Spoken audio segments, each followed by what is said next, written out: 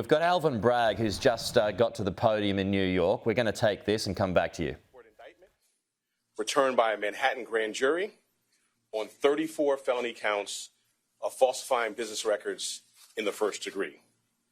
Under New York State law, it is a felony to falsify business records with intent to defraud and an intent to conceal another crime. That is exactly what this case is about. 34 false statements made to cover up other crimes.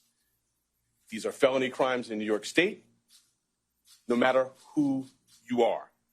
We cannot and will not normalize serious criminal conduct. The defendant repeatedly made false statements on New York business records. He also caused others to make false statements. The defendant claimed that he was paying Michael Cohen for legal services performed in 2017. This simply was not true. And it was a false statement that the defendant made month after month in 2017. April, May, June, and so on through the rest of the year.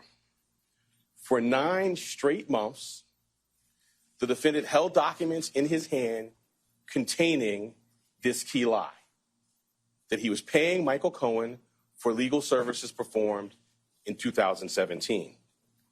And he personally signed checks for payments to Michael Cohen for each of these 9 months.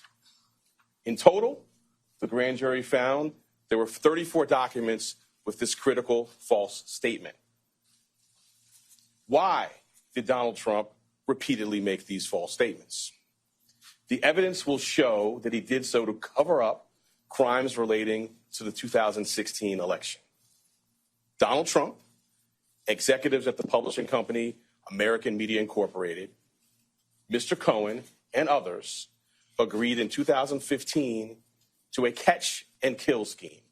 That is, a scheme to buy and suppress negative information to help Mr. Trump's chance of winning the election.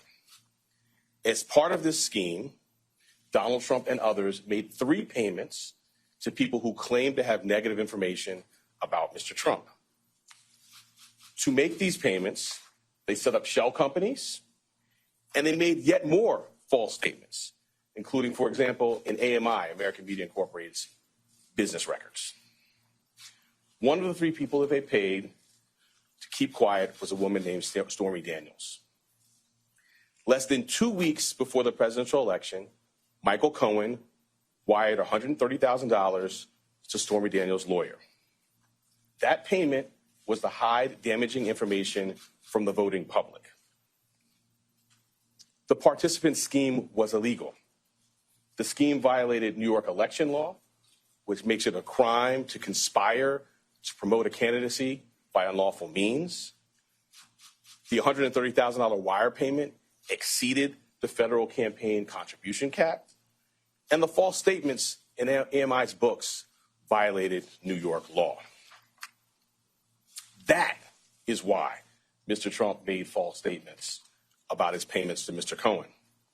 He could not simply say that the payments were a reimbursement for Mr. Cohen's payments to Stormy Daniels. To do so, to make that true statement, would have been to admit a crime. So instead, Mr. Trump said that he was paying Mr. Cohen for fictitious legal services in 2017 to cover up actual crime committed the prior year. And in order to get Michael Cohen his money back, they planned one last false statement. In order to complete the scheme, they planned to mischaracterize the repayments to Mr. Cohen as income to the New York State tax authorities. The conduct I just described and that which was charged by the grand jury is felony criminal conduct in New York State. True and accurate business records are important everywhere, to be sure. They are all the more important in Manhattan, the financial center of the world. That is why we have a history in the Manhattan DA's office of vigorously enforcing white-collar crime. My office, including the talented prosecutors you saw at arraignment earlier today, has charged hundreds of felony falsifying business records. This charge, it can be said, is the bread and butter of our white-collar work. And fraud presents itself in all different forms here in Manhattan. We have charged falsifying business records for those who violated federal bank secrecy laws. We have charged falsifying business records for those who were seeking to cover up sex crimes. And we have brought this charge for those who committed tax violations.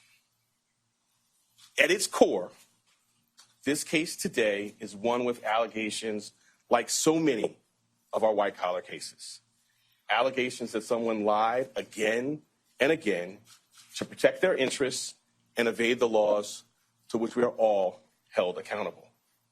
As this office has done time and time again, we today uphold our solemn responsibility to ensure that everyone stands equal before the law.